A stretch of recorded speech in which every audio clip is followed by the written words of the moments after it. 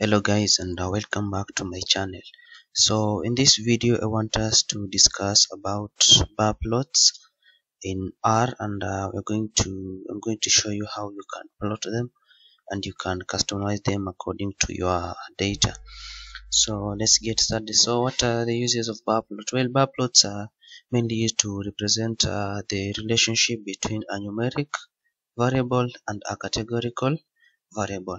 So to get started, let us create a new script. We're going to create a new script. We're going to create a new script, and then we're going to save it bar plots. We're going to save it as bar plots.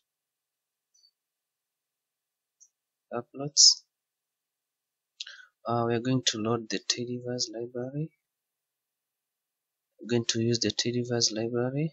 So let's load it. And we're going to use the two datasets that we've been using, the iris dataset and the empty cars dataset. Let's also load them. So they are loaded. Now to get started, as we've said that bar plots are mainly used to represent the relationship between categorical variable and numerical variable. So let's look at the structure of our data. So as you can see here, we have 4 numeric and 1 factor, so we're good to go with that data. Let's look at the empty cars. Now empty cars, all of them are numeric, but this is supposed to be categoric. This is also supposed to be also this one, but our main concern is going to be the number of cylinders and the miles per gallon. So let's convert those to categorical. So we're going to use empty cars, cylinder, then as factor, empty cars, cylinder. So that's going to be categoric. You can confirm that. It's going to be a factor. So we're going to be dealing with those. So let's get started. So to make a basic bar plot, we're going to just do ggplot. Then the data is going to be iris. Then you supply your x. Of course, our species is the categoric one. And then y, we can use as far as iris is concerned, we can use any of these four. So let's just use sepal length.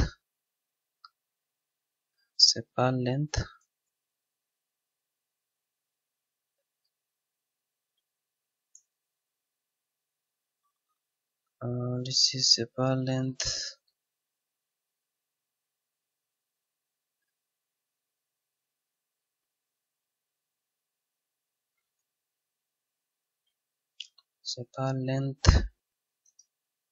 And then we're going to do a geom bar. We're going to use a geom bar. Then we're going to supply the start to be identity. Yeah, let's run that and see how it's going to look like.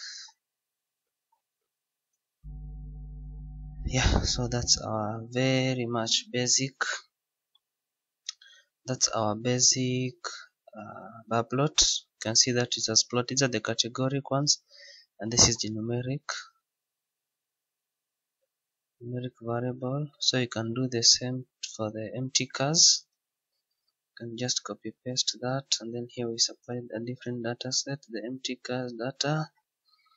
Then in their x is going to be cylinder, the number of cylinder, and then in our y we can supply any of the numeric, but you're going to use mpg.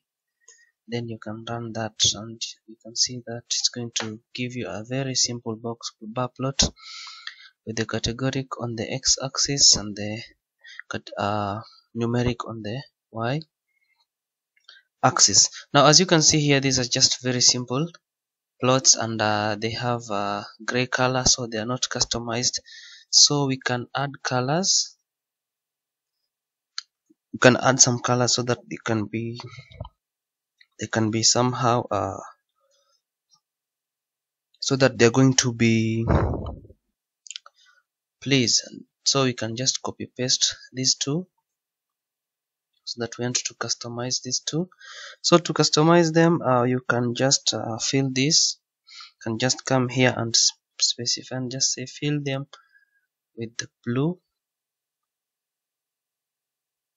It's going to be a string. Now when you run that, you can see it has been customized, and you can also supply the color. It's going to give you the outline. You can give it a red. It's going to give the outline of the bar plots. Oops. Okay. Let's just remove that one.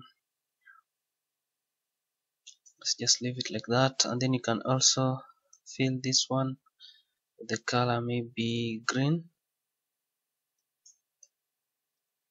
so that they can have they can be look at least pleasant. So you can just fill them with any color that you're going to choose. Now another method that you can use you can just call this method 1. You can call this method 1. It's the first method you can use to fill. You can use let's call this method 2. Now the second method that you can use to fill your bar plots, you have something we call hue, which is also another name for color, and this is how we're going to do it. So you're going to specify your ggplot, going to supply your ggplot, the data, the eyes, then you supply the x,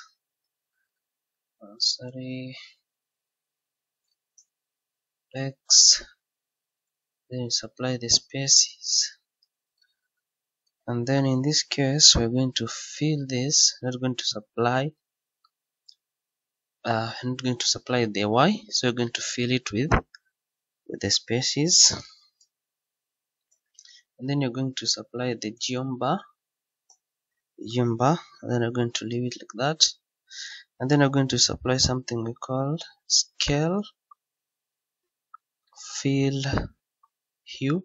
Hue is another name for color. Here is another. Now see, this C value is going to specify the intensity of the colors. Remember, this field is supplying our colors, just in case you're wondering. Okay, let's run that and see how it's going to look like.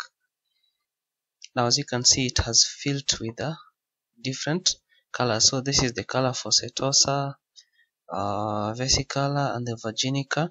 So if you attempt to change this value, let's say to put it to 50, that value is going to is the intensity, the color intensity, the intensity of your color values.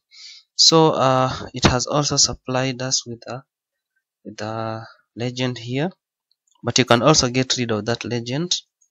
This is what you can do. You can just come and define your theme here, then you say legend dot position equals to none, so that you can get rid of the legend, and you have it. At this moment we don't need a legend because they are already named here. We have this setosa, vesicle, and the virginica. So you can also do the same. Let's just copy this one. You can do the same for the other data sets. You can do the same for the other data sets, which is the empty cars. So you're just going to do that, empty cars. Now the X is going to be cylinders. Specify the number of cylinder. Now you're going to fill it, which is going to be the colors. You're going to fill it with the cylinders. Then you run that, you're going to get your bar plot with the specific colors. Now we are filling with the categorical variable. You have to remember that. That's why we had to convert them at this point here. Filling with the categorical variable. Now another method that we can use, can call this method 3, that we can use to fill it. We're going to use something called the color brewers. The color brewers. So we can just copy that, And then what are we going to get rid? We have to get rid of this. Let me just get rid of this. And then we're going to specify the scale, fill, brewer. Now we're going to specify the palette as set1. I'll show you where we're getting that. Set1, and then we run that. It's going to supply it with the spaces. Now the reason as to why they have the same length, it is the same height, I mean, it is because the three spaces have the same number, 50, 50, 50, so they all of them make the 150 observations. So you can just table this so that you can be able to understand what I'm telling you. So as iris spaces, so you can see we have 50, 50, 50. They have the same number of observations, that's why they have the same height. So for you to be able to get to know about this, you can just come and do scale in the help sector, brewer. Then it will just give you the documentation. So it's going to defining the what you're supposed to use. So this is the usage. See the type, the palette. You can specify either a numeric value or a string. You can just come down here and then you see all the values that you can. And so if there are some NA values, they can also be given a specific color. So when you come here, it's the argument explanations, and then if it's a string, username, palette, it's a number, blah blah blah. So when you go through this, you can be able to customize it according to the way you want it to be. So that is how you can use the color brewer to customize your plot. So you can also do the same for the empty cars. The empty cars, of course, the X is going to be cylinder, which is the categoric, and you're also going to fill with the categoric. Then let's see how that's gonna look like here. So this is it. It has given us a particular bar plot. Number of cylinders 4. It has the second largest. Yeah. So that's the second method. Now the last method that you can use to customize your bar plot is what you can do manually. You don't need any because this one is just selecting its own selecting its own colors, but you can also opt to choose your own colors. You can do the same like this. Just define your ggplot. Start with the iris, as the X is going to be given by cylinder, and then you're going to fill it. You're going to fill with the cylinder, and then you do a geobar,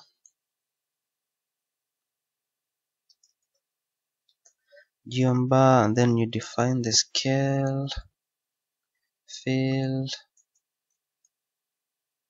manual. Now the scale fill manual, you're going to provide your values. In this case, I can call mine to be red, blue, and green. Those are my manual colors that I have just defined. Now I don't want to see the legend. Legend dot location.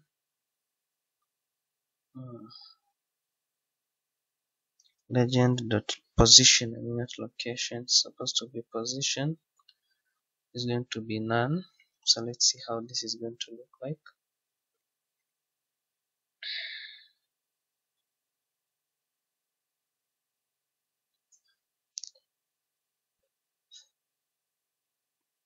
Oh, sorry. This is supposed to be empty cars.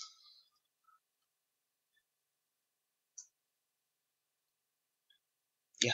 So this is how you plot. I've played with my own colors red, green and red, blue and green. You can also do the same for the empty car, for the iris. Just come and change this, and then it's going to be spaces, and then I'm going to fill it with spaces, and then you can run that as well, and you can see it's going to give them according to whatever you have customized it with.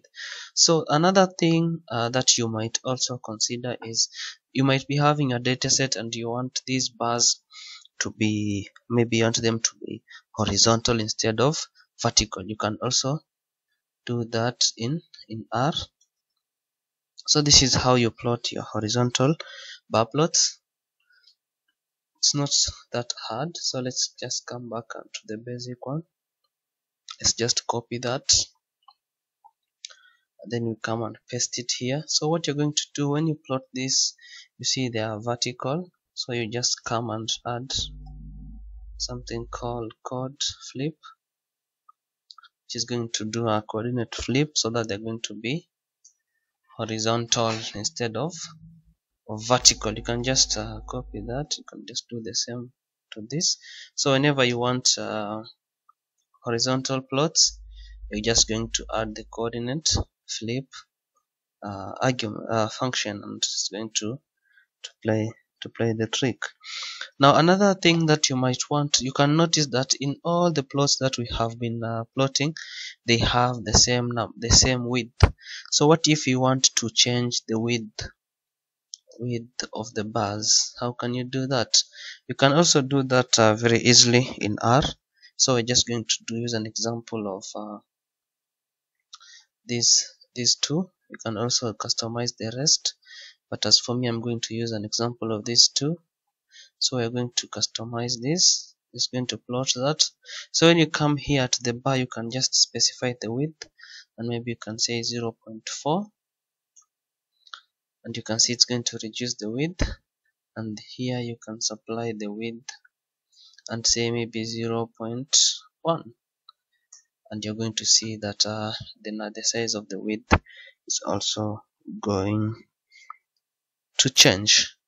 So you can also customize the background and the rest. You can just come here if you want more explanation on the geom bar. Just come to the help section and just do geom bar, and at that point you can get all the arguments and explanation that you might need for you to be able to customize your bar plot according to what you want it to be. Now another important thing that you can do here is you can reorder them, because as you can see in our plots, they are not ordered, but you can reorder them. But this, I had covered this in the previous video, whereby when we were dealing with box plots, I did around 4 methods that you can use to order them according to the way you want it to be. You can just reorder them using the forecuts library, which is already available in Tidyverse. You can also use dplyr, which is already available in Tidyverse. You can also use base R to reorder your bar plots according to the way you want them to be.